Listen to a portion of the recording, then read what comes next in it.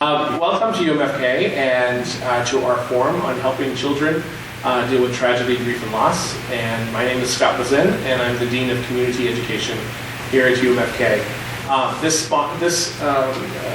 function is being sponsored by UMFK, MSAD number 27, and Northern Maine Community College. So I want to thank all the sponsors for participating and as well for the speaker. Oh, yeah, there we go. Yay. And I want to thank all of you for choosing to come tonight. And I just want to tell you that we're going to have a very informal presentation. We would have done that even if we filled the place. Where I'm going to introduce three speakers to talk about different areas, specifically mental health issues related to helping children with grief and loss. And Tim Doak will be here as well to talk a little bit about school preparation for tragedies and such. So I'm going to, without further ado, introduce the speakers in order. Our first speaker will be Connie Malanika. She's been a social worker for MSAD number 27 for about 17 years now. She holds a master's in social work from Washington University in St. Louis. After Connie, we will have Dr. Eve Walensky. She is the attending psychiatrist at Northern Maine Medical Center. She's board certified in general and neuropsychiatry. And last but certainly not least is Tim Doak, who is the superintendent of MSAD number 27, AOS 95. Prior to that, he served as principal of Fort Kent High School and as superintendent of Madawaska School Department. So please join me in thanking these individuals for being here to speak. Each individual will speak as long as they feel they need to. We've talked about, there's been some interplay between all of us about what we're going to talk about tonight. So I think we're just going to start with Connie. And Connie, you want to lead us off? And after we're all done talking, we can open it up to questions from the audience. That sound good for everybody? It's good. Okay, and after everybody's done talking, I have a set of handouts with some pertinent information and some websites that could be helpful for parents. So feel free to come get one of those after the event. So enjoy the event. Thank you. I'm going to speak to a couple of things, and Dr. Walensky promised me she'd chime in. So I guess to start with, I just want to say a little bit about tragedy and or trauma. Because a lot of things, even though we're talking about a tragedy, a recent tragedy, this is what kind of brought us here, that really any kind of tragedy and trauma, what we're putting out there fits for those things as well. And that's important to remember.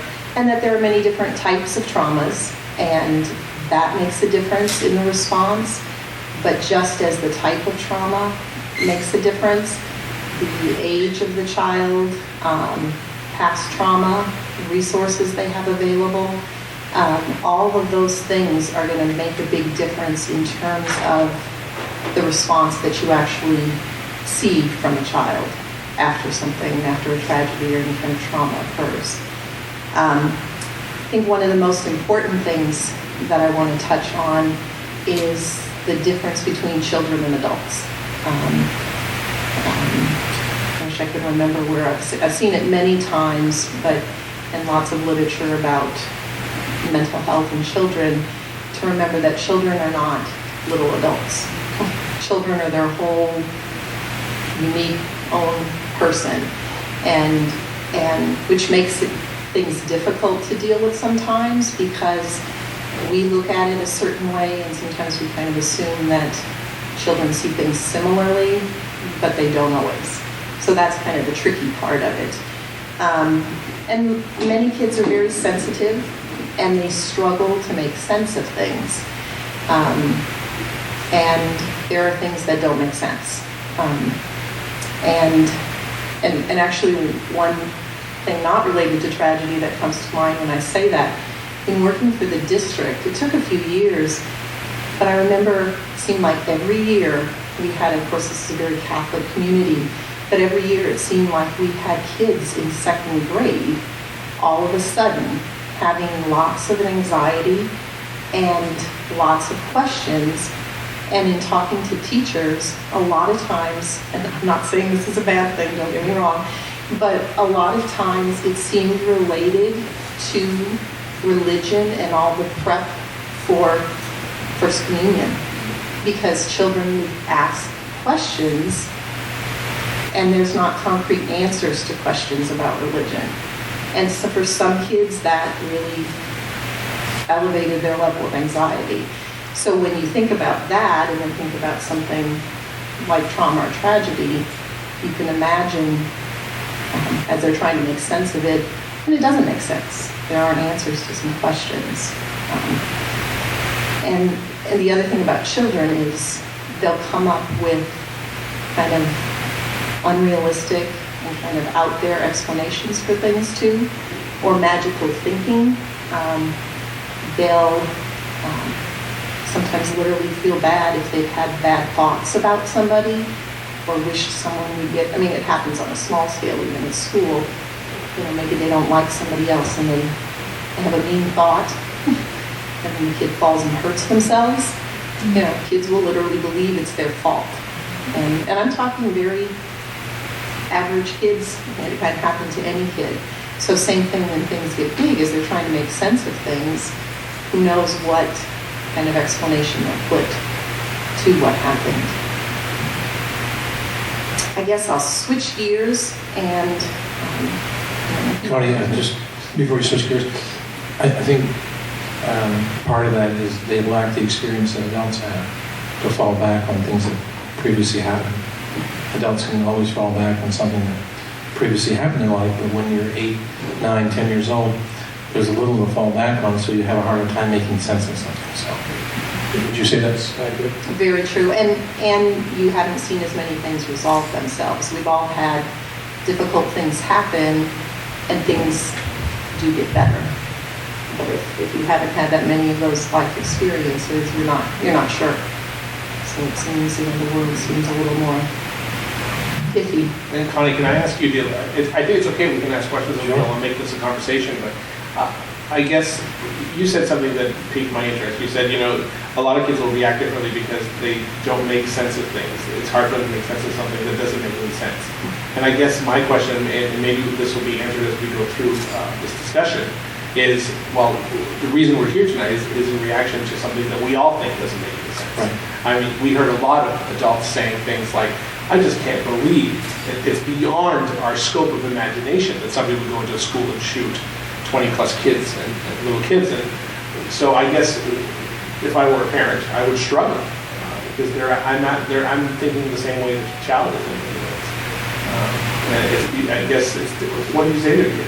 You know, I mean, unless that's an open-ended question, we can talk about that later. But you know, it's a very difficult thing to do when it doesn't make sense to us, let alone a child.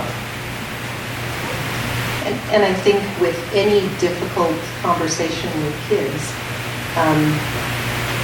you can only tell them what you know.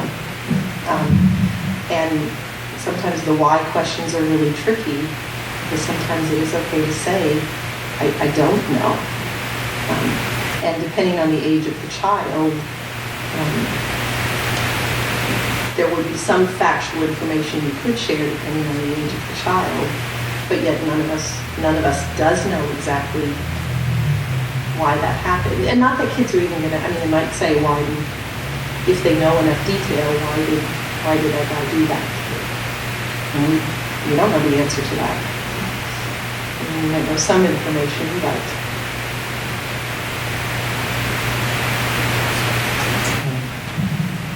Follow up, Eve, or do you see? Thank you. Well, I guess I certainly agree with everything that's been said. I think that it's very hard to address these questions in a general way, and that's why I'm hoping there'll be questions from the audience, because each child and every family is in a different situation. And the way that a child reacts to this who has absolutely, you know, may have heard about it on the news, but has no contact, or has never been to Connecticut, and may be very different from someone who comes from a family that visits relatives in Connecticut, or from a child that may know someone from the area, or have a more direct contact, or in a family where there may have been an incident where someone was injured or harmed in a violent manner in the past. So kids, they do have a much shorter history than adults, but they do bring their history and their circumstances to how they react to things. And I think one of the most important things that a parent does is they know their child better than anyone.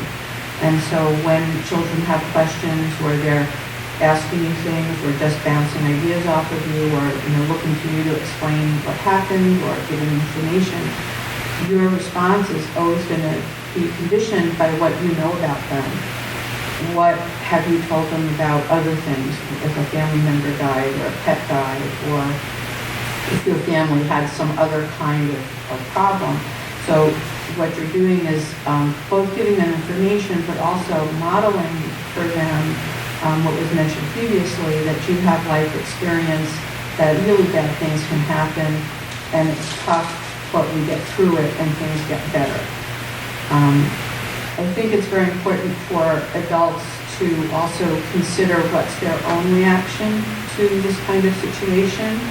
Adults may have something, if you've been fortunate, perhaps you've never been touched by violence in your life, or this experience is really outside of your personal history, but some adults have had very trying experiences themselves, and these events may trigger anxiety in them about the safety of their own children, or bring back memories of other incidents and so on. So a very important step for parents and anybody who's working with kids is to kind of check your own mental status and your own reaction to the situation, and make sure that you've got the support you need to deal with it if it's something that's affecting you in a significant way, so that you can be there and modeling very well-proportioned, calm responses for the children. I'm sure there'll be questions. You mentioned something about comparing a reaction to something they may see on the news or something that happens in your community to like a death in the family or death in a pet or something. Are there differences in those kinds of reactions on kids, or is it pretty much the same? Well, it really depends. Will vary a lot, also depending on the child's age and their level of maturity, and what their range of life experiences has been. Children do tend to be kind of egocentric and see the world as revolving around them. Even very nice, considerate, thoughtful children tend to interpret events as somehow being related to them, and that was something kind of touched on in terms of magical thinking. Children, again, it may just be a coincidence, but children often feel guilty if their parents are fighting. They think it's because they disappointed their parents. Or there may be something in their life, even like that they dropped their notebook and it got all wet and muddy, and the next day they heard about this, and somehow those two things get kind of connected. Those kinds of unusual connections are more common in younger children who actually don't fully understand cause and effect and don't have enough life experience to know what's realistic and what's not. And sometimes we actually refer to that kind of thinking in children as primary process. It's almost like a dreamlike logic. So it's illogical. It seems connected and very meaningful and hyper-significant to them, but it's not fully logical. And as children become older, they become much better at understanding cause and effect and having more realistic explanations for what's going on, but they are not fully in control of their emotions, and they may experience disproportionate levels of emotion or impulsivity, or just that kind of feeling that something terrible has happened and they don't know enough about life to know that it will get better. And so they may kind of get more and more depressed about it or more upset about it. And what they need from adults at that point is assurance that yes, this is a really bad event, but we're going to survive this and things will get back to normal. Tim, you want to? I've always felt that in some kids, how they react to it with anger. And if we react back with anger as adults, then we multiply two wrongs and we don't make a right. So sometimes the anger is only a natural reaction for some kids, and we need to sit and listen. The best thing we can do is listen to kids when they have questions, and especially in times of traumatic experiences. So, I'm sure there'll be questions. Tell us a little bit about, in reaction to Sandy Hook and others that have happened, what kind of what kind of procedures did schools in our community take? It'd be interesting for those people who don't have people their children in school to see, what happens behind the scenes in schools. All right. Sandy Hook was quite unique because we've had three major school shootings in the last probably 7-8 years. The worst school shooting was Virginia Tech College. Happened in April. Bad time of the year. Really, spring is not a good time of the year for people after going through the whole winter. Then we had Sandy Hook was the second worst, and Columbine High School was the third worst. I was telling people that the worst is actually 1927. It was a bomb that was set off in a Michigan school, killing 45 people. But I guess that's later in time. They don't record it for the news. So the difference here is we feel bad for any school shooting, but when it was a college school shooting, it was like, oh, did you hear about Virginia Tech? It was shooting on college campus. And then, geez, Columbine High School. Those kids get hurt at Columbine High School. These are first graders. And intrinsically, we feel a lot worse when they're younger and go through a traumatic event. And that's only human. I guess we don't want little kids to be hurt. I guess we don't want older kids to be hurt. But in this fact, Sandy Hook really threw everybody in the education world for a little, because who would have thought first graders would get gunned down the way they did. Schools for a long time have been thinking about this. What we use is lockdown drills in our schools, and it's a hard and soft lockdown. There's many reasons. Schools all over the country have been using procedures like this, so if there's an intruder that is around the school, they'll make an announcement, tell the teachers to lock your doors, close your shades, and put the kids in the safest part of your room that you can, so the intruder doesn't see you. We've had an intruder. The last intruder in the main school was in Stockton Springs, which is just outside of Belfast. It was about 3 years ago. An intruder went in and had a hostage situation. So there was no shooting, but he was intense, and the main schools kind of stood up and took a look at that also. We've gone to cameras. There's more cameras today in schools than ever before. When I grew up, you'd never see a camera in your school. There's cameras everywhere today. Outside, inside, on every entrance. All the schools in 27, and most schools in the county you'll see are going to locked doors. The only thing we haven't done yet as a group of schools is kind of ask you why you're here. Do you have an appointment with somebody? We haven't taken that step, but I think we may see that come out of this. The parents I've talked to personally called them up and said, what would you think if we didn't allow you to come in unless you had an appointment? They said, after what happened in Sandy Hook, would not be a problem. I wouldn't have any problem with school doing that before. I would have a big problem. But, everybody knows each other, but, when I don't want to go through the whole school shooter profile, I could, but we'd be here all night, and most of these people have a revenge of something that's happened, and most of the time, somebody else knows about it. And we have to build a culture in our schools that is open to people saying, I just heard someone say that something bad is going to happen next week. And be safe enough to come to the office or to a teacher or a counselor and have that conversation. So, and schools need to build that culture within their faculties, their administration, and their community, that it's safe to say, I just heard someone say something that didn't make me comfortable. So. Yeah, I just have to jump on that. Our campus, of course, reacted to Virginia Tech. That was way too close to home for us. And I was the dean of students at the time, so I was on the emergency management team. I'm no longer, but it's amazing how these incidents, regardless of the age group, always makes you rethink things.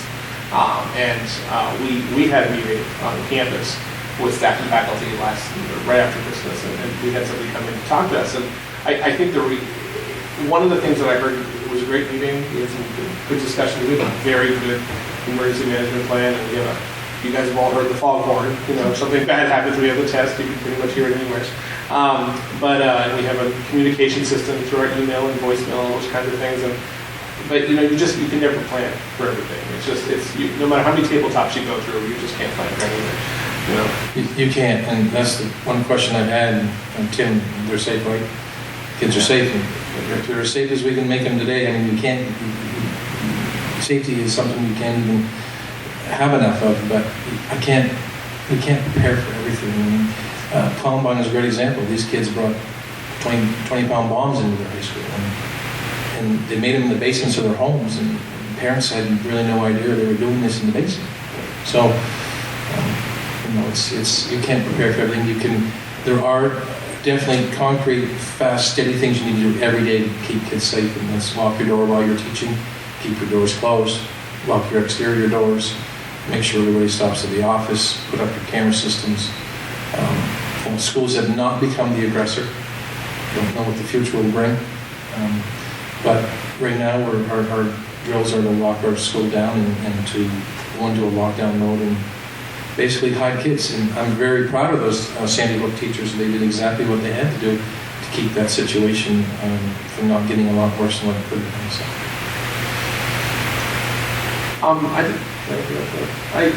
I guess we're going to open it up to any questions from the audience. Go ahead. I've got a couple. Go one at a time. You mentioned religion is being a source of anxiety for these children. As far as You're going to get quoted on that one. Obviously. it's not negative at all. How do you feel that religion plays a part as far as causality? They might see like bad things happening, maybe as a result of punishment for things that have happened. If children are to believe that if God controls things or whatever, maybe they might see things as punishment. In an imaginative perspective, and as well with guilt feelings about perhaps being the ones that were spared, and how that might play a role in it. That's a big question. There's certainly that, if I understand the question correctly, there's certainly that chance that just like we talked about the guilt feelings and the magical thinking, that kids could feel that way.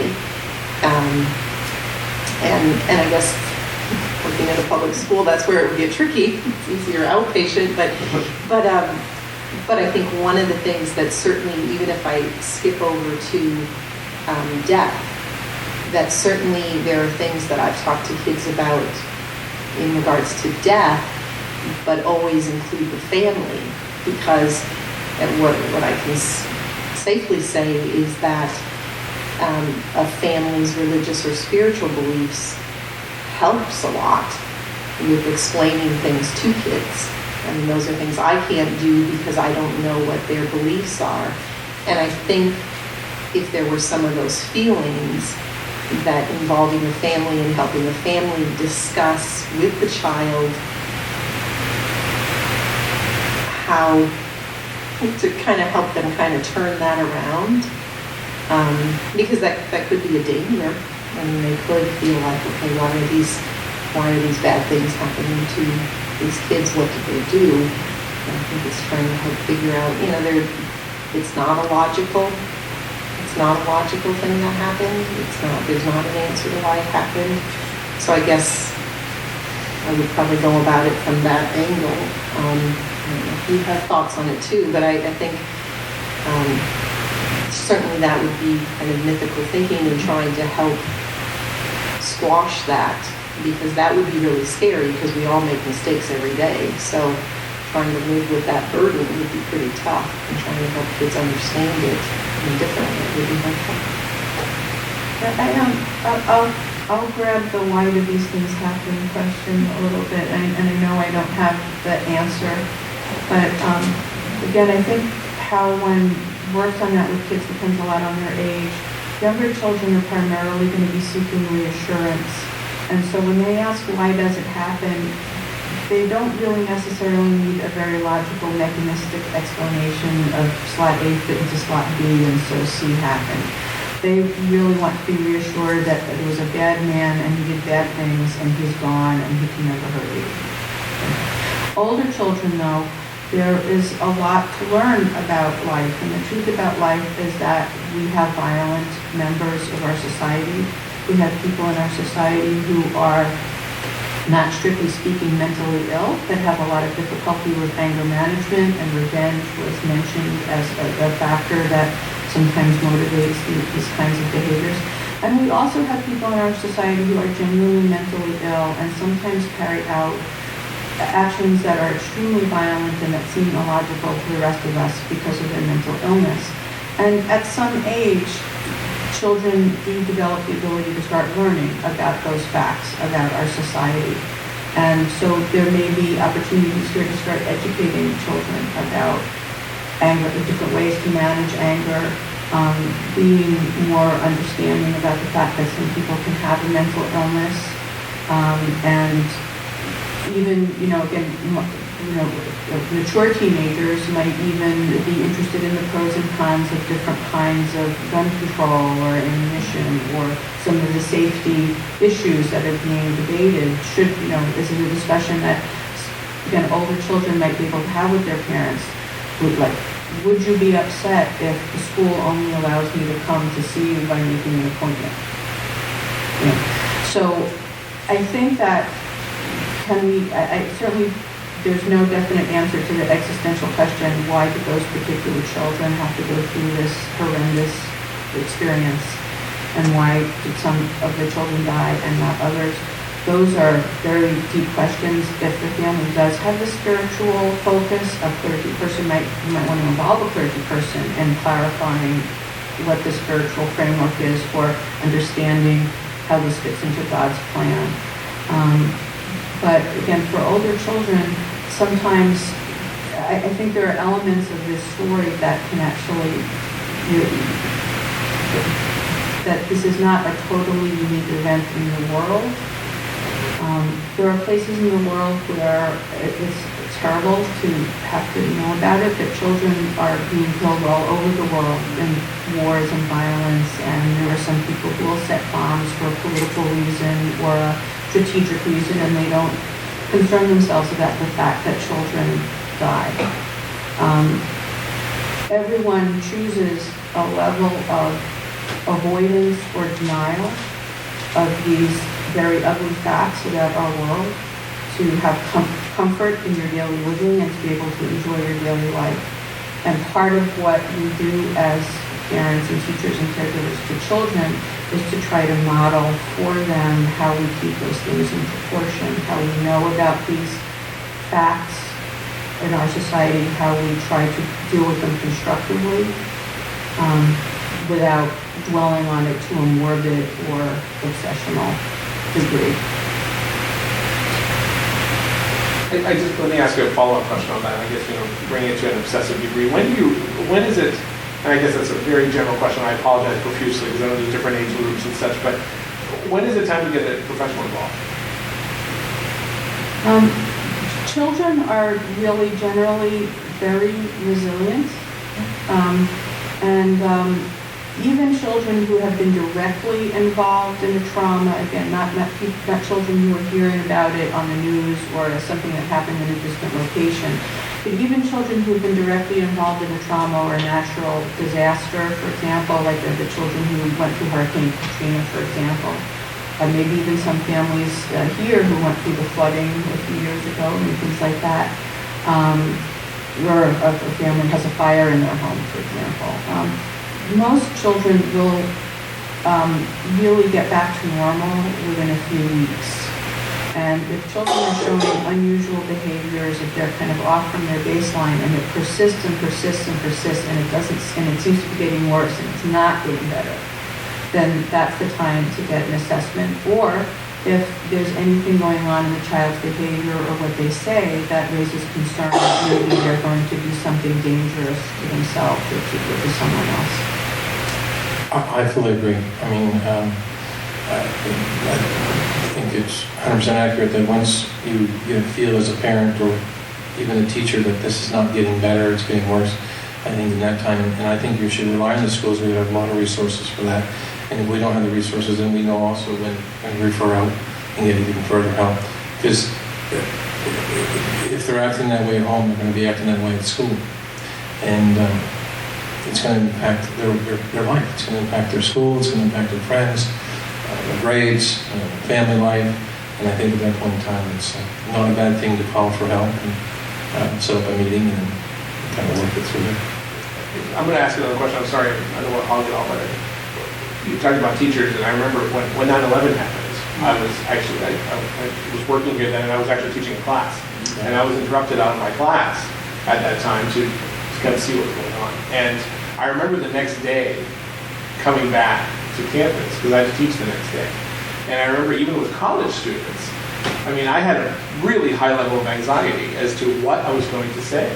You know, because I knew everybody wanted to talk about it, or it was in the back of stuff. So I thought, you know, after the Sandy Hook, I wondered about the teachers who were going back in the classrooms. That on that following Monday, I thought, they have the worst. I would not want to be a teacher on that day. And so, any suggestions of, you know, what a teacher? I mean, talking to your parent, your child is one thing, but talking to a classroom full of kids is another thing. Any suggestions there of what the best approach would have been for a teacher? We made sure in SAT 27 that we had a meeting that morning with all the building teachers around before any class started. And I even went to Wallgrass because that Principal Wallgrass went to Eagle Lake because he has both schools. I know Gary met with his faculty and Mr. Mishu went to St. Francis. And we sat down, took about 40 minutes to an hour before school started and just processed the whole thing with teachers and went through. The older the teachers are, my philosophy is it's not a bad idea to talk. I mean, the older the students are, it's not a bad idea to talk. The younger students, it's more, my thing is to involve the family, let the family down to decide where they want to go with it, try to keep your day as normal as possible. If there's questions that come up and you're really not comfortable in answering, we have counselors on site that the kids can go to and talk to. But don't try to be someone who's, you know, I see that in the news with this guy. And we actually told our teachers, don't stand in the hallway saying, did you see what happened? Yeah, because kids will hear that and they get nervous. And we want to keep everything as normal as we can. I find at a younger age, but as they're older, I mean, there was times to process and talk that out too. That's kind of how we handle it in our schools. And I remember the day I was principal when 9/11 happened, and I was just beside myself. I couldn't imagine what was going on, and I was the principal of Madawaska Middle High School, so I had grades 6 through 12. And then on a minute's notice, I had to make a decision, and I went into the high school rooms and I said, if you need to turn your TVs on and watch this because this will be history. It's similar to Pearl Harbor. I went to middle school and I said, you need to keep teaching. There's been something that's going on, but do not turn your TVs on and make sure you just teach. And when the kids go home, they'll find it out through their parents and process it that way. But I'm just who I am. I just think the high school kids, you know, if you're a senior and junior and you want to witness history, this was happening and we generated pretty good discussions from it. But right then I had to make a decision what age group gets to see this or not. I suppose I could have said nobody watches it, but I really think high school kids, it's part of learning. For the middle school kids, they didn't need to be seeing it, and we just went on a normal class. So it was very... Follow up on that?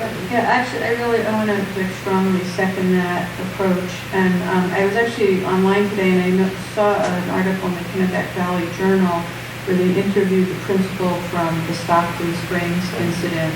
And she was reflecting on it. It's now several years ago, but one of her comments was that she did not recommend, what she said is to turn the TV off, but she was really talking about children in the elementary school. There's no, think of it as like, you know, video games are age-rated and movies are age-rated and TV shows are age-rated, you know, and every parent may be different in what they think is an appropriate level of content for their child. So some parents won't show kids certain types of horror movies and others might. So be consistent with your, you know, kind of think about what's in that information. And if it's too graphic that you wouldn't show it to your kids as entertainment, then it's really too graphic to show them as reality. Other questions? Yes, go ahead. I remember when 9/11 happened, and I was home, and I had a student that wasn't yet in school, so he was 4.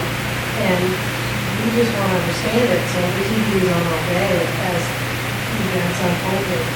And the next morning on one of the news shows, they said, if you have this kids in your house, turn the TV off, because that magical thinking was, every plane is flying into every building in every city. They just thought it was many, many planes, because he kept showing it over and over. And I would have never thought of that. I always like to have that heads up and shut the TV off and turn it on my own time. But there have got to be some kids that really don't understand what happened with Sandy Hill and where is Sandy Hill? How far is that from here? How close is it happening to us? They just can't, the way we're thinking, understand it. So, that is a nice reminder to kind of keep showing. So that we're And I remember there were, I don't remember exactly what happened in middle school versus high school, but I do remember that there was, I remember one teacher in particular that did watch it with the students, but I know that at least one teacher had to be told to shut the TV off, because that's, again, it goes back to something you said earlier, but that's hard as an adult because they couldn't. They were having a hard time. Once they saw it, you wanted to keep watching it, but you couldn't. And that's not even good for us as adults, but it just kind of pulls you in. And so imagine the effect that does have on kids. That's harmful to us as well. And the anxiety level just keeps increasing. I know I've 9/11 Sandy Hook, all this, I guess I'm a CNN junkie, but you get to the point where you literally get physically sick. Yeah. Well, I'll tell you the truth. The day it happened, I was in Bangor with my wife. I took the day off, and we had to do some appointments in Bangor. And I do have the CNN app on my phone, and I can't remember if I was in the car in the mall or going to this appointment we had in Bleat, and massive school shooting in Sandy Hook in 14. I just said, oh no. This is how I said, oh no. I didn't even feel like doing anything the rest of the day. Because you got to remember, these teachers love these kids. They are their kids. They're more than family. They're somebody else's kids, and they do what they can every day. And if you're in education, as long as we have been, you're in it because you love children. And really, it's not about money. It's not about, our purpose is to make a better world for these kids. And when you see something like that happen, just even for an adult, it's like, oh God, it can't happen. There are, when I thought about this talk tonight, this is more than school shootings. I mean, I was a principal. I was assistant principal at Law School in '98, and in 2 years I was a principal, and up to 2001, and then in 2002 I became the superintendent. But in the 4 years I was a school administrator, I had 4 student deaths. It's unheard of. We had cancer, we had suicide, we had a massive car accident, we had a hit and run in Canada, and it was just, to go through that and make sure that not only you're thinking of the family, but you're thinking of the sophomore class that just lost a classmate. And how do you handle that? And communication is the biggest thing. And then you actually go through it again in high school because graduation comes up. And we have a classmate. And every one of the graduations, I must say, I was very proud of what we did. We actually had a chair with a gown and a rose and a picture. And every time the parent come back and hugged me and said, it really was great, And the classmate was still with them, And I didn't know that when I was assistant principal or principal. It was just something we listened to people and understood what was the best angle to go with. And I guess parents in the class said, no way, we don't want a picture of it, we wouldn't have done it. But those are all traumatic events for schools. And when you lose a classmate, it's very hard on the whole class to kind of get going and be normal. It's almost, you need to celebrate. Yeah, their lives. Yeah. I have a question over here. I just wanted to comment, I'm one of those parents that decided to shield my children from it. Very much, my children are 8 and 10, they're both in the third grade. When you think about other parents, children. And we have them here. We just moved here 2 years ago. And that little girl went to school, and the kids went up to her and told her that it was her school, it was her friends. And she had to internalize that all day. So I think it's a very good thing to not tell them that. But I do think that it would be up here so prevalent amongst students. I don't want this to sound awful. I don't, you got kids of all ages that go through our schools. Kids are very pro-gun kids. It doesn't matter if they're seniors, third graders, fourth graders.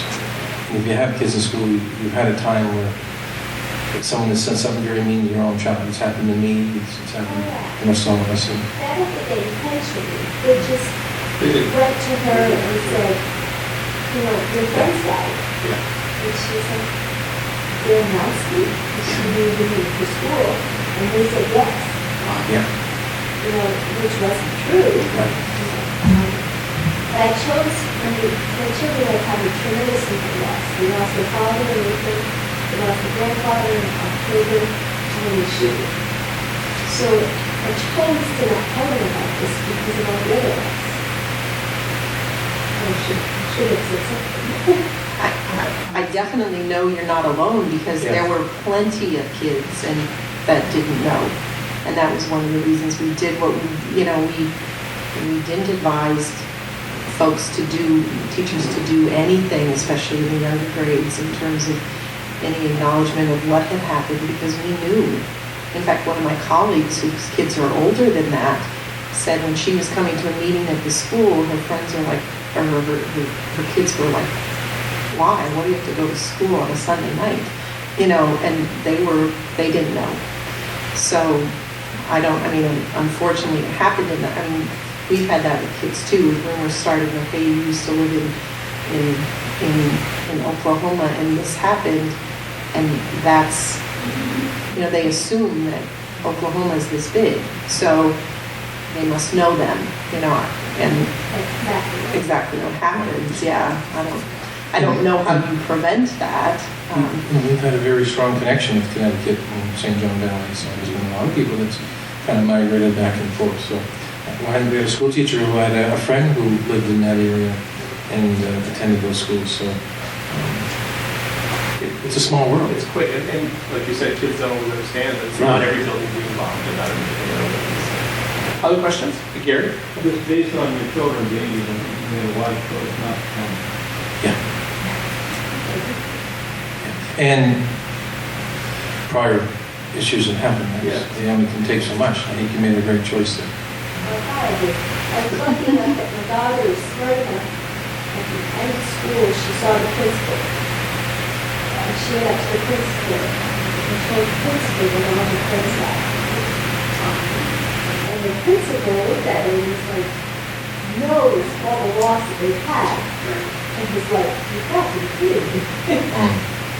And so the principal immediately took my two children and brought them back into the school.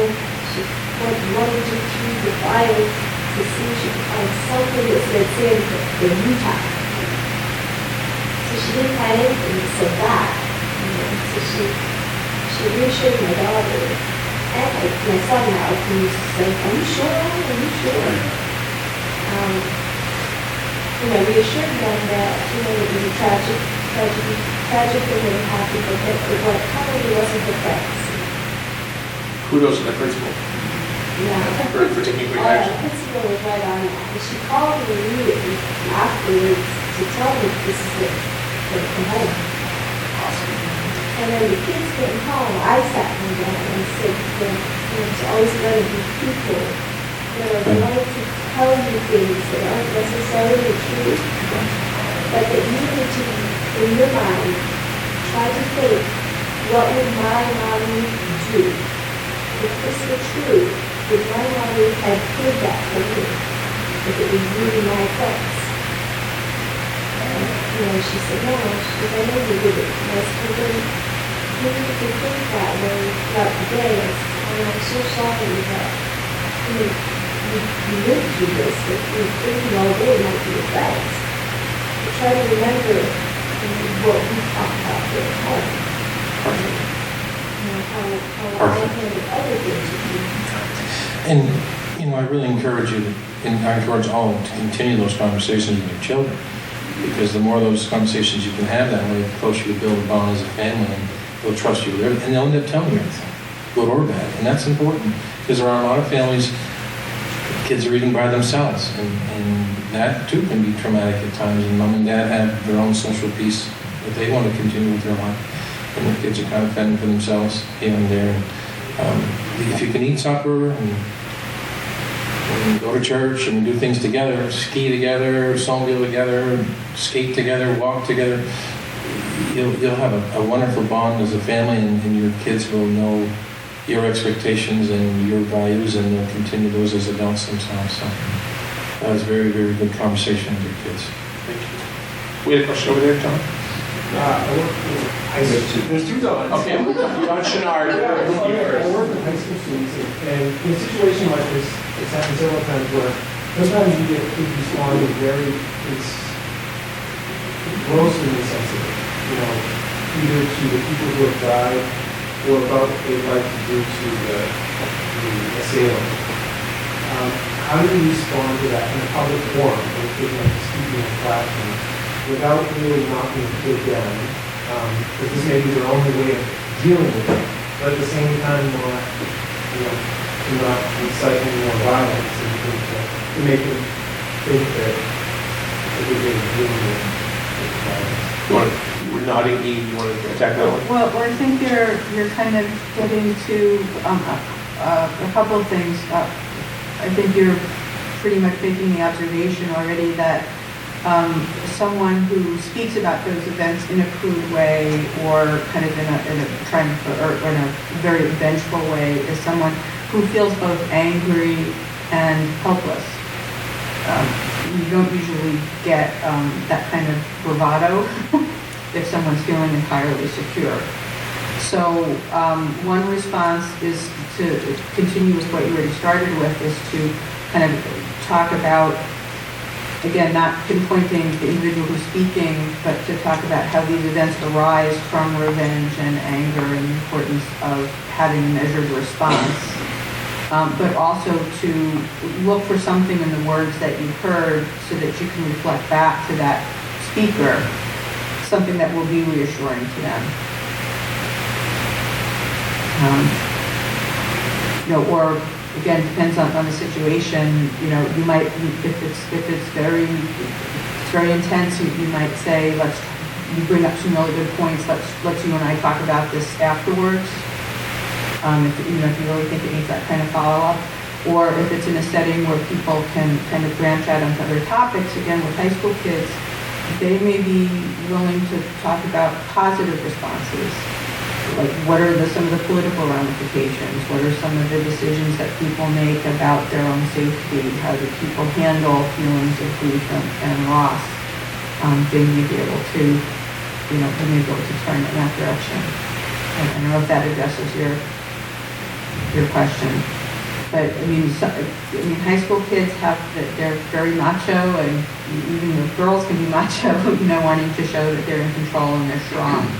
And so they may make strong statements coming from that, and building them up and making them feel like they're safe and they can do something positive may help to satisfy the emotion behind it. And I think I'd add too that sometimes I think we're expecting behaviors from younger kids instead of the real emotion. There's, it's usually emotion behind the behavior, but you'll get the different variety of disruptive behavior sometimes as a result of any kind of tragedy or trauma. But the same goes for older kids too, including high school kids. And especially kids, certainly, I think Scott had asked the question earlier, even in terms of, when you get professional help. And I think the other piece that happens too is kids that you know of that already struggle and have some emotional or mental health problems. You're a little more likely to get some of those kind of responses. And like Dr. Linsky was saying, being able to somehow channel that discussion and then pull them aside later, or let somebody know, because they're going to like there's a better chance that they'll need some further follow-up services than somebody who's not already struggling with some mental health issues. So those kids unfortunately would come quicker, rise to the surface a little quicker, I think. I think it's very important that as school teachers, administrators, that we build that culture in school where we make the relationships with kids so we kind of know our kids well enough to know that we know that, you know, if Johnny's going to come in tomorrow, he may be struggling with this situation because I know a little bit about Johnny. But I know Mr. Chenard really well. He's a great teacher, and I know, like any other teacher, you don't want to squabble. There's no bad questions. When I was a teacher, there was no bad questions, and we're going to take, you make a point. Let's take a few minutes and have an adult conversation about this, and let's put some facts up on the board, and let's see what other people think about it here in class. Not that you're going to take all period, but you're going to take a little bit of time, and I know I've seen teachers do it. I've done it myself, but it's relationship building in our schools. We need to know who our kids are and get to know them on a level that we can understand them. And the better we can understand them, the better the class will be. The kids will learn, and the teachers will have an easier time in school. Did you have another question? Okay, and I'll get you, Kevin. Okay, so this is for Mr. Victor, obviously Victor from the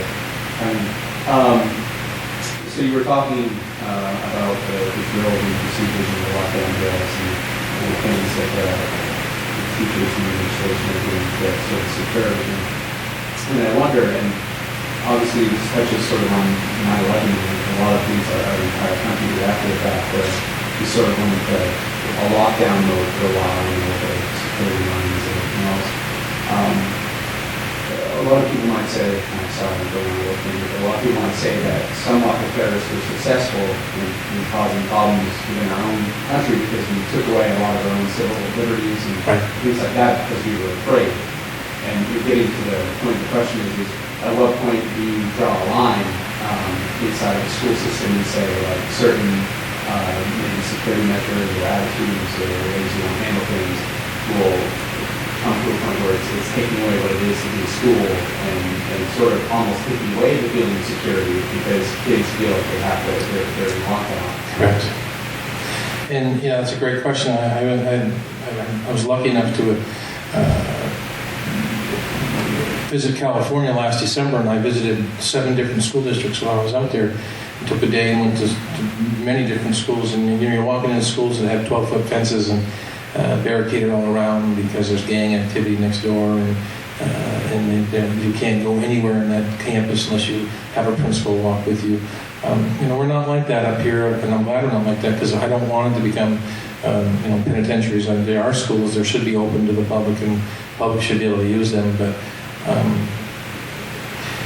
after a Sandy Hook and any other school shooting, as an administrator, you have a huge responsibility making sure that your faculty, your staff, and your students, number one, are in a safe environment and can learn. And if they're scared while they're there, they're not going to learn. And if you can do little measures here and there, like we had with cameras have really saved a lot of time in our school. When kids start to do something wrong, we can catch them. We know who is at our doors now. Without cameras, we've had situations where people have just walked in our schools and it hasn't been very safe. And as much as we want kids involved in making some of these decisions, we actually talk to them about what we're going to do to our school and why. A lot of times we take that for granted. If we just talk to kids and tell them, here's why we're putting cameras in our school. Like, oh, okay, that makes sense. They understand that. When we don't talk to them and kind of keep them out of the loop a little bit, then they start to say, why are we locking our doors and why are we doing this and why are we doing that? Well, we're trying to do it for you to keep you safe and make sure that the learning environment is something that you're comfortable in, and I think they'll understand after we kind of make that part of it. Add to that, Donnie, I think everything is relative. We say we have certain safety measures for our community, but I don't think you ever get to the point where you can completely cover every possible angle. I had the unfortunate situation of actually visiting a very, very inner city school. I won't name the town. I don't want to offend anybody. It was in the Northeast. And I was actually there for a conference, and I was asked by the admissions office at the time to go visit the school and maybe recruit high school kids. And when I got into the cab to get to the school. I had made an appointment. And I told the cabbie where I was going. He said, "Are you kidding?" And I just said, "No." And I was, here I'm before cabbie going, it'll be night school, right? An armed guard met me at my cab and followed me everywhere as I went. And on the way into the school, told me that if I heard these sounds, that he would basically take over my body and throw me into some corner somewhere. He said, "Don't resist him." I was like, oh my God. But I talked to the guidance counselor there, who was also behind a cage, basically, and the guidance counselor, and this place had security. It was probably harder to get in. It's probably easier to get into Thomaston Prison than it is to get to the school. And the guidance counselor was like, "We don't have enough security here. This is not safe enough." And I was like, God, I became a religious person sitting there. I was so afraid of the place. It was so scary. And I can't even imagine learning going on in that place. But to them, that wasn't safe. It wasn't enough. So everything's relative, I guess. It's interesting because by main law, we have to do so many fire drills a year. Depending on the grade level in the school, we're going to do between 7 and 10 fire drills. Nobody does fire drills when it's 40 below. You know that. We try to do them all in the fall and the spring. But I was telling the staff when I gave a whole hour and a half talk on school safety the other day, and children are 1,000 times likely to get hurt in a school shooting than a fire. And this is my 23rd year in education, and I can't remember a school fire. But yet we have a state law that says we must do these fire drills.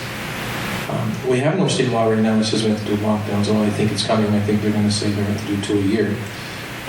But 1,000 times more likely to get hurt in a school shooting than a school fire. And we very rarely mandate schools to practice lockdowns. So, I just wanted to add that I think in terms of the little bit of the change we've made just in the past couple of weeks, I can say as an employee, I've been aggravated at times because half the time I leave my office, I forget my keys.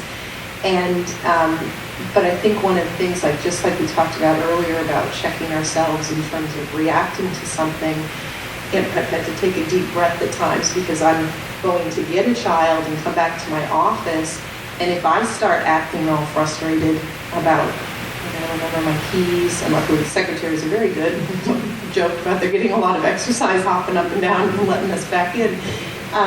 But I think as we slowly adjust to those, our attitude is going to make a difference for kids.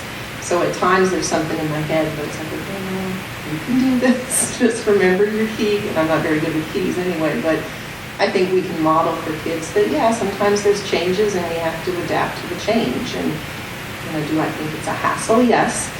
But a necessary hassle? Probably.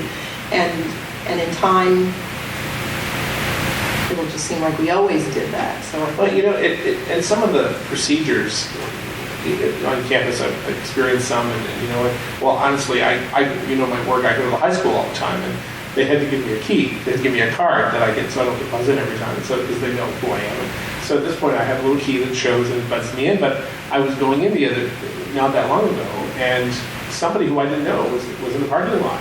And this person, in my normal experience, I would have been like, "What the hell, the door?" Because that's just who I am. But having swiped that key so often and knowing about what's going on, it made you think twice. So sometimes those things are an aggravation, but other times they really sort of make you think twice. Because I swiped myself in and then shut the door, and he had to buzz in.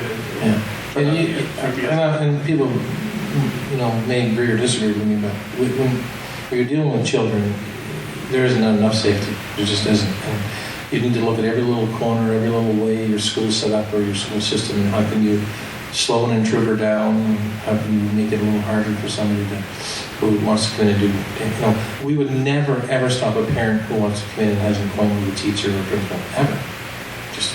We never would. And we're not even stopping you now. These are just things we've been thinking of. If we're going to take it to another level, what are some things we can do? There are schools in Southern Maine you don't walk into unless you have an appointment. You don't, my daughter forgot her basketball sneakers. The boogies, You had a question back. She was doing I forget my question of what I wanted to say, but it goes along with what Don was saying about, there's the coffee shop and the school really wants to retaliate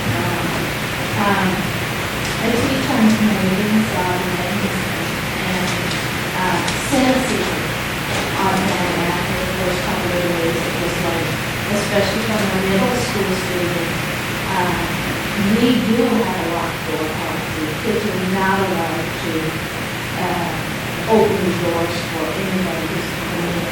And it was all about, well, what's the point of locking the door? And somebody can approach the door and the kid going to answer and the teacher and we said, you don't know that you're not allowed to do that.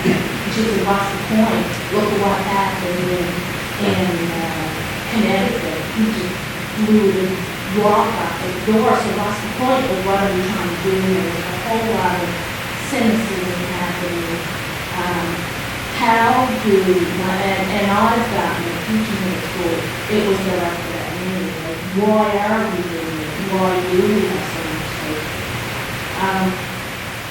I guess I would like to have some better strategies or tips to be able to handle that. Because first of all, too, I feel the aggression coming off her. So I just said, let's just talk inside the door. Because I could tell that she's ready. So I calmed her down by having a private conversation. But in hindsight, and reflecting on that, I would like to be able to do it whole price. Say, how can we, why are we doing it? As a school, we have, all these incentive programs going on to promote kindness, to be good to the community, support community, fill your bucket program, and the anti-bullying programs are ended so that people can learn to get along and be good people. In the first few days after the shooting, I found myself, especially in my middle school classes, I found myself repeating myself that this is why we do this. We're trying to raise good citizens of society. I mean, I'm all about learning about different artists and writers and so on. But in reality, what we want as a whole is for you to be prosperous citizens of society. I found myself doing that a lot, but I would like to have some strategies to be able to deal with the cynicism that catches me off guard. Yeah, go ahead. I saw you I just want to respond to that a little bit. You said middle school students. One of the things that we think of as being like a high emotional IQ or coping skill in a prosperous citizen as an adult is the ability to reflect on things in proportion and to not fall victim to black and white thinking. And so, when that could, yes, that's a cynical point of view. Well, nothing can keep us safe, so why should we bother? That's an example of black and white thinking. And a more logical, proportionate approach is, it's true, we can't prevent every possible source of danger, but if we make it more difficult for someone to casually come in the building, we're eliminating a certain level of threat. Okay, so kind of like hope for the best, prepare for the worst kind of approach.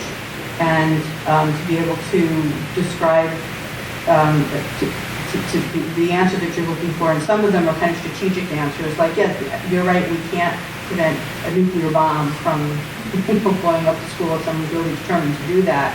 But we could, for example, prevent an impulsive, disgruntled person who isn't really totally, if we slow them down with a locked door, they may change their mind. So there are valid reasons for it. But a person who's in that angry mode, you said you felt the aggression, they're kind of stuck in that black-white thinking that adolescents have. And part of the emotional IQ training process is, validating the emotion, recognizing it, and then trying to kind of chip away at, first of all, making that person feel secure. You're not going to have a rational discussion while they're feeling insecure. But just recognize that this is a sign of adolescence, is this black and white thinking, what's the point? And we need to model to people that, yeah, things can look pretty bad, but there's always a point, there's always a reason to try to make it better. I fully agree. I mean, when I work with teachers and students and parents, kids will react to things and adults don't react to things because they think things through. And kids will react. Middle school kids react to things all the time. You're going to take that from him, or try this, or look what I have. You should get one too. They just react to it. They don't think, and adults think, and kids don't. And so we need to really kind of work that through with everybody. That sometimes that reaction of anger, or sometimes that reaction of doing something stupid is like normal, and it's a lesson. And I'm gonna, there's a huge amount of pressure on kids today as teenagers. Huge amount. And I think schools need to be open to that, work with parents, work with, growing up in today's society with everything that's available to them that was never available to us. Put so much pressure on them to be, good grades, act right, go to practice, do your homework, meet the needs of your family, go out with your friends. I was just, I'm appalled by it sometimes at the pressure that's put on kids. And I think, you're very valid in what you're saying and how you react, and you need to react to it, because there is times where we just have to talk to kids, and instead of just teach them English or teach them math, we need to talk to them. And those are teachable moments in the real world. And I think, too, the other piece is that when you talk about whole class, and granted there's pressure because you have to teach whatever you teach, but even just, every once in a while, it's easy for me to say because I don't have a whole class, but just taking that opportunity, because there's, I'm sure without too much trouble, you can find some really good exercise, even a lesson about stress, and there's good communication stuff out there that would be a whole exercise on black and white thinking, and how we all get to that point depending on our stress level, and how if we think this way, what happens, if we think this way, what happens, because every kid, every person needs to take a look at that every once in a while. So those are good whole class things that you can do too. And I think sometimes the schools are making a mistake in making it a one-time event, when, every faculty meeting we should be talking about school safety. It takes us 5 minutes. The next meeting could be a half an hour. It could be something. Because I asked about what are the what ifs. Keep going back to your building and look at the what ifs. And what if this happened? What if that happened? And if we ask the what ifs, we're better prepared if something was going to happen. We're better off to have a plan than nothing at all. But a lot of times we, Columbine happens and then it goes away. And 9/11 happens and then it goes away. And we get back to the routines, and we've always got to keep reminding ourselves and staying a little bit current with it all the time. It's not yet here. I had a question. Someone once told me that a locked door just keeps the honest people out. And unfortunately, Sandy Hook is such an example of that. My question is, what other resources are you working with if something should happen? Because we're such a rural area. We had we had 2 police officers on duty at the time. So what other resources are you working with? Good question. Just the last week here, I've met with the Sheriff's Department in my office, and I've met with the town police, and I need to meet with the state police. Just for what you said, we are very rural, and I need them to work with me on if something would happen in one of our outlying schools. What is your protocol? Does it go across the radio? Does the Border Patrol get involved? Does the game wardens get involved? And they reassured me that when something like that, then all the agencies do get a call and they respond to it immediately. I've been through a training like that back in 2000 where I actually have to watch exactly what happens when they enter a school if there's a shooter. But I'll be honest with you, that is one of my biggest concerns, that we have some schools right now that are small and they're out in the rural areas, and on a good day, making sure that response time is good. And I'm going to be meeting with all the law enforcement hopefully next week or the week after to further discuss this. I've asked the sheriffs on their way by to stop in the schools, to ride around, stop in, walk around. The town officers now are riding around the buildings and going in. I talked to them about that last week. I can reply a little bit as well, having been on the emergency management team, and Janine, you remember some of our joint efforts. One of the things that I'm not sure if it's not perfect, of course it's not. I know all the big institutions, the school district, the hospitals, the university, all has a pretty intense plan. And the one thing that I find more, actually it's sort of reflected tonight, we all have each other's plans as part of our plans. So, if there's a major tragedy at UMFK, I know that the hospital and AMHC and the school districts will send us their counselors, and we'll do the same, and those kind of, and we'll share buildings, and we'll do things, emergency spaces, and in response to we have certain people that can do certain things, and we have certain talents, and so I think part of, we may be limited in response, but we do have a pretty strong collaborative approach to things, which I think, when you're small in numbers, you got to do what you got to do, right? So that makes me feel better, anyway, that we're all coordinated to a certain extent. I mean, it's not perfect, but I think we do a pretty good job. I mean, the Catholic Church is has been used as a place to go to during, a bomb threat. I mean, it's like all the big players are working together on those kinds of things. So, yes. My question though is, how do you instill all of this, all the security measures, all of this manuals, how does all of this impact our children? And because to me, automatically, by having all of this, we also instill fear into our children. I was raised in a very, very difficult city, let's say. And we had a policeman in our high school at all times. And so I was raised with this level of alertness, okay? But at the same time, we know that we fear. I mean, our children are always so short a period of time that I think we should protect them from not feeling this fear that we as adults are feeling. Connie, you want to address that because you work in the schools? I saw you nodding. If you nod, you're a question. I nod. It was kind of a nod and kind of not. That's a tricky one. I think in general, even when I think about the few changes we've made recently, kids seem fine. I can't say all kids. I think the vast majority of kids seem fine as long as we're handling the changes okay. I think that's a big piece of it. That's what I was going to say. I mean, as adults, we're fearful. That's why this discussion is happening. So it's really, we really got to be looking at how can we not impact them in the children. You want to respond? What I do for myself and what I would do for a child is sort of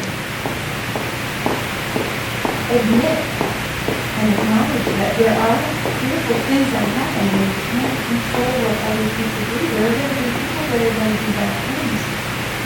But if you look at the whole picture, there was so many more good people. There were more helpers than there were bad people.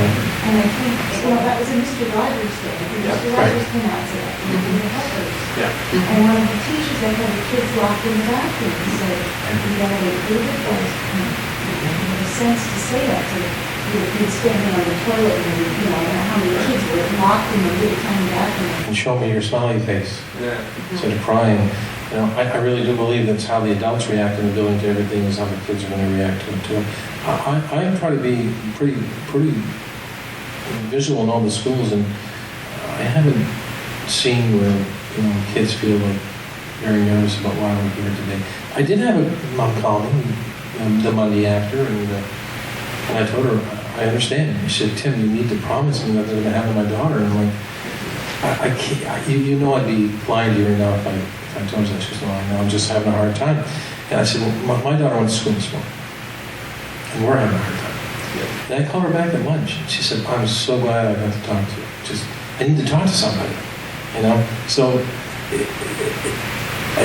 teachers are very, they're professional people, and when the time is there to be there, they're there. They're engaged. They're focused on what's going to happen. And like I told you, they love these kids. They're not gonna make their classes any different because we have a camera in the hallway or a locked door in the hallway. It's making those experiences wonderful. And because in responding to your question, when I think about what you said earlier, that a piece of that can happen because of previous losses too. So that some of that might be an individual conversation, and as they heal from other losses, then maybe, you know, I'm not saying fear would go away, but it would certainly shrink. You know, I think that can be a piece of it too, because it's different. I also think educational professionals need to, on the other side of this, need to understand.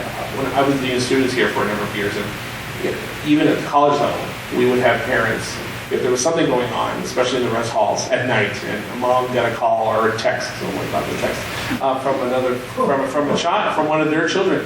There were times I would get phone calls at home or the next day, and sometimes I would sort of grumble that. I'd be like, ugh, another parent's calling. And then, but I remember stepping back once and thinking, yeah, but you know, this person is 200 miles or 10 miles or even a mile away from their child. And you know, you're responsible for them, and they place that expectation on you. And I think you have to sort of remember that as a professional, no matter what you do or teach or administrate. You have to be empathetic with a parent who's away. You know, there's most showing to me is at 9/11. Many parents went to school to get their kids. You know, I called my mom. I was 30-something years old. You know what I mean? So you have that. There's that connection, and you want to be near them. And if they're not near them, sometimes it's really hard to deal with. You have to. I think educators need to understand it.